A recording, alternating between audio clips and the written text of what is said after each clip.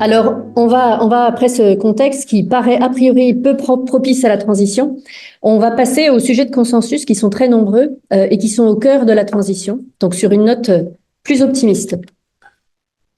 Le premier consensus, il est quand on demande aux agriculteurs quels sont les sujets parmi ceux qui sont listés sur cette page qui représentent un risque pour la viabilité de leur exploitation, donc vraiment très concrètement dans leur exploitation au quotidien. On voit que les agriculteurs sont inquiets sur plusieurs sujets, mais particulièrement inquiets en ce qui concerne le changement climatique et ses effets. Donc 86% sont inquiets, 64%, et c'est vraiment très important, sont très inquiets. Donc les agriculteurs voient l'effet du changement climatique sur leur quotidien, sur leurs exploitations, et c'est un consensus, c'est un point de départ qui est très important et sur lequel on va voir qu'il y a des solutions qui sont là aussi largement partagées par la suite. Un agriculteur nous a dit: avant, on disait qu'on perdait une récolte tous les 20 ans, puis c'était tous les 10 ans, et aujourd'hui, c'est tous les 3 ans. Ou alors, rien n'est plus acquis, on doit s'adapter en permanence. La première année, on a eu de la pluie tout le temps. La deuxième année, la canicule. Là, on ne sait pas ce que ça va donner.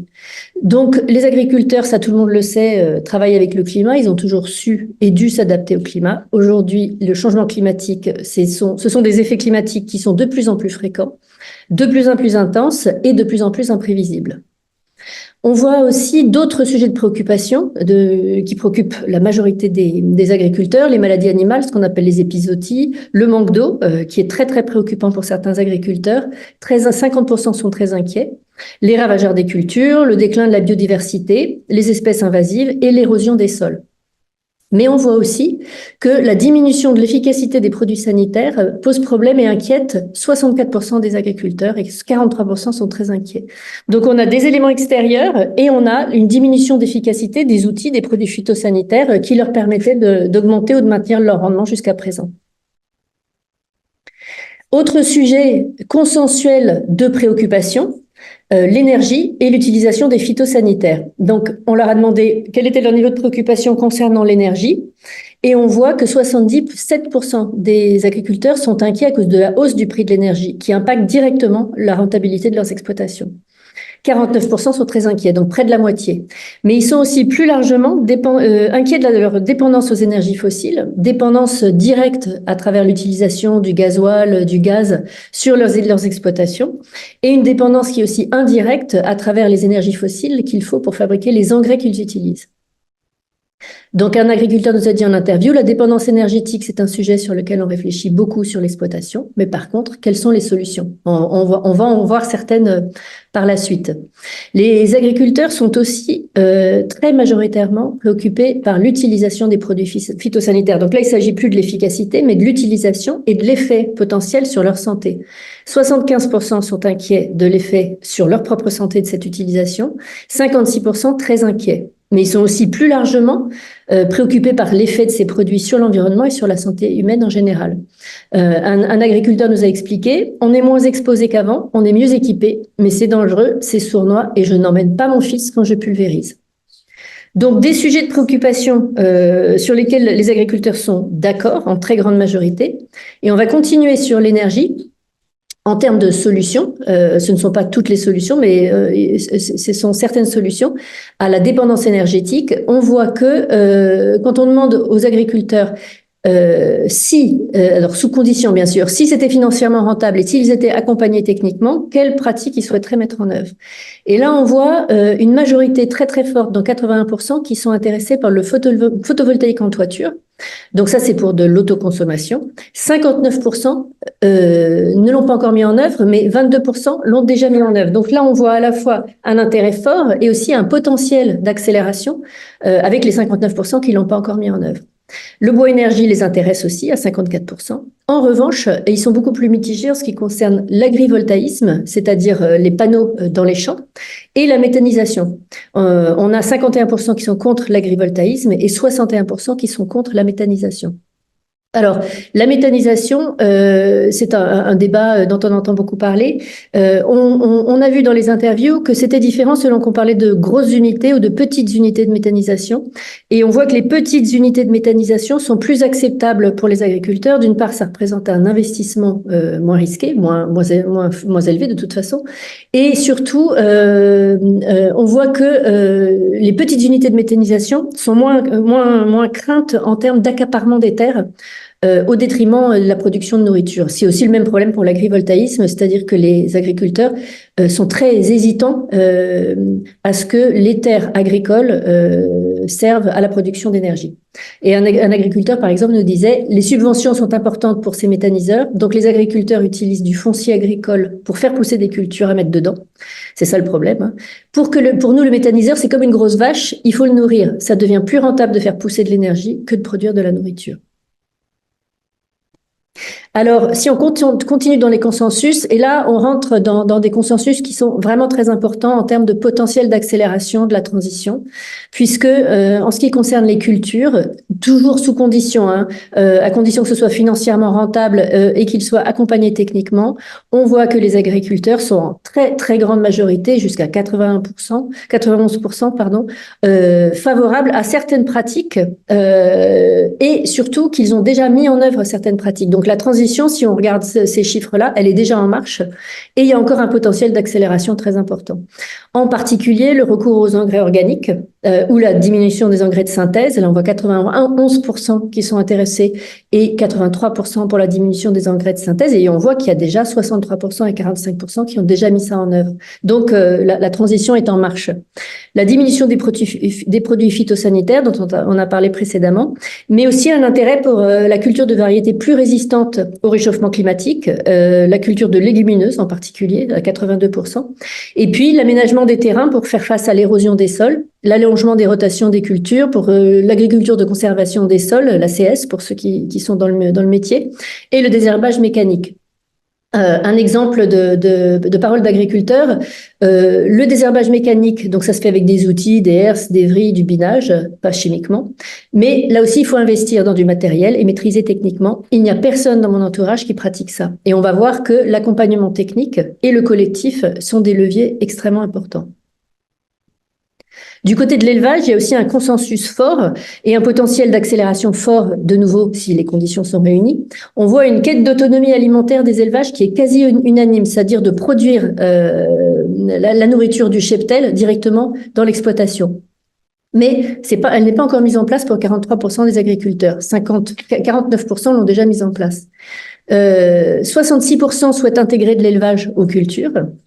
Et les éleveurs sont intéressés par la mise en place d'alimentations qui limitent les rejets azotés ou le méthane. Donc, un potentiel d'accélération, de nouveau, de la transition avec 42% et 39% qui ne l'ont pas encore fait. Un chiffre très intéressant, c'est 55% qui sont contre la diminution de la taille des élevages. Donc ça, on le voit tout en bas. Donc il y a plus de rouge que de vert. Les agriculteurs sont intéressés par la polyculture élevage ou l'ont déjà mise en place.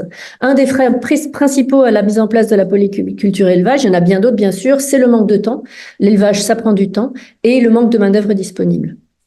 Un agriculteur nous a dit, je crois que c'est un agriculteur du Tarn, il faut redéployer l'élevage à l'échelle du territoire, aller contre la spécialisation des régions, qui est un gros problème. La Bretagne accumule de la fertilité au point de polluer ses nappes et l'océan. Il faut répartir la matière organique pour déclencher la fertilité là où il y en a besoin en France. Alors, ici, on a les réponses à ce qu'on appelle une question ouverte, c'est-à-dire une question où les agriculteurs pouvaient donner leurs réponses spontanées, leurs idées. Elles n'étaient pas pré-proposées par le questionnaire. Et ils nous ont donné les actions prioritaires qu'ils envisageaient, de nouveau dans l'idéal et dans leur exploitation, pour faire face aux changements climatiques et environnementaux. Il y a 3 grandes catégories d'actions prioritaires qui ont été citées. C'est celle que vous voyez en haut en bleu foncé, la protection du sol, la gestion de l'eau et la limitation de la consommation d'énergie ou l'autoconsommation d'énergie. La protection des sols, ça passe par exemple par l'ACS, l'agriculture de conservation des sols, ça passe par la réduction des phytos et des engrais de synthèse et ça passe par exemple par l'augmentation de la matière organique. En ce qui concerne la gestion de l'eau, les agriculteurs sont très préoccupés et souhaitent avoir une autonomie, une sécurisation de leur approvisionnement. Ça peut passer par la récupération des eaux de pluie, par le stockage de l'eau, par l'aménagement des sols pour qu'ils puissent drainer mieux, donc lutter contre l'érosion, et par une capacité d'irrigation supplémentaire. Et en ce qui concerne la maîtrise de l'énergie, on a vu que la production d'énergie, l'autoconsommation en toiture était plébiscitée par une grande majorité d'agriculteurs, mais il y a aussi tout ce qui est biogaz, biocarburant. On a vu que la méthanisation pouvait jouer un rôle. Bien sûr, il y a le gros enjeu de l'électrification du parc et de l'équipement dans les exploitations. Et les trois autres catégories d'actions prioritaires qui sont envisagées en priorité donc par les agriculteurs, ce sont la protection de la biodiversité, avec la préservation des haies, la plantation d'arbres, l'agroforesterie. On a vu l'autonomie alimentaire, mais aussi la gestion des prairies et le maintien des prairies temporaires et permanentes. Et puis, en termes de culture, on en a parlé, la diversification des cultures pour qu'elles soient plus adaptées face au changement climatique.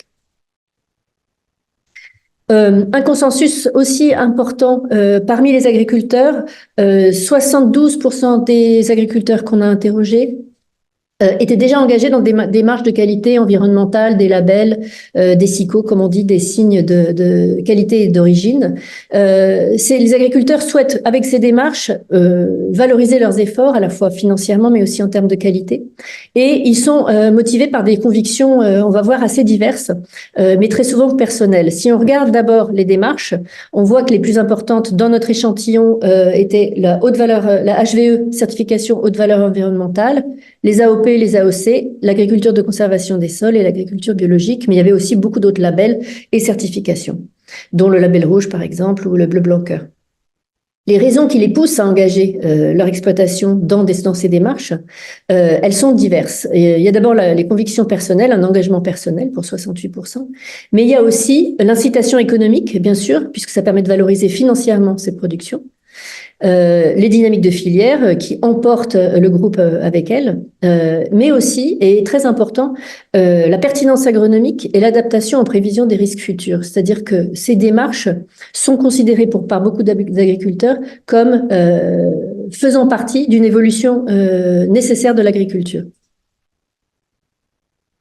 On a croisé les motivations et les démarches. Et on voit par exemple que à gauche, l'HVE, la certification haute valeur environnementale, et les AOP, AOC sont motivés, comme pour toutes, beaucoup par les convictions personnelles, mais particulièrement aussi par des dynamiques collectives de filières qui ont été mises en place et par une incitation économique. Donc on voit le rôle économique que jouent ces deux certifications. De l'autre côté, à droite, l'agriculture de conservation des sols ou l'agriculture biologique, là aussi motivée très fortement par des convictions personnelles, un engagement, mais aussi très fortement par une pertinence agronomique. L'ACS est considéré comme très pertinent agronomiquement par beaucoup d'agriculteurs, ainsi que l'agriculture biologique. Alors, on continue sur les consensus, mais à beaucoup plus long terme. Quand on regarde à horizon 2050, on a proposé aux agriculteurs 3 scénarios de priorité à donner à l'agriculture française en 2050. Ce sont 3 scénarios dont on entend parler et débattre globalement par ailleurs, et qui ont été explorés par le Shift dans son rapport agriculture. On voit un très très net consensus des agriculteurs à 88% pour le premier, mais je vais d'abord vous lire les 3 scénarios. Le premier, c'est la priorité qui serait donnée à l'autonomie agricole et alimentaire nationale. Le deuxième, ce serait donner la priorité à une contribution à l'indépendance énergétique nationale. Et le troisième, ce serait donner la priorité à contribuer à la sécurité alimentaire internationale. Bien évidemment, ces 3 scénarios ne s'excluent pas complètement les uns les autres, et on parle de priorité. Et les agriculteurs nous ont répondu à 88% que c'était le premier qu'ils choisiraient, une meilleure autonomie agricole et alimentaire nationale. Ils se reconnaissent plus facilement dans cette priorité à donner à l'agriculture française. Ils sont beaucoup plus hésitants à devenir des producteurs d'énergie ou à contribuer à la sécurité alimentaire mondiale. Un agriculteur nous a dit « Il faut adopter une gestion de bon père de famille. D'abord, on nourrit les siens et s'il en reste, on nourrit les autres. » Alors, on a vu pas mal de consensus, on voit une envie d'agir, on voit des attentes assez claires des agriculteurs, on peut se demander où est le problème. 87% des agriculteurs posent une condition financière pour s'engager ou accélérer leur transition.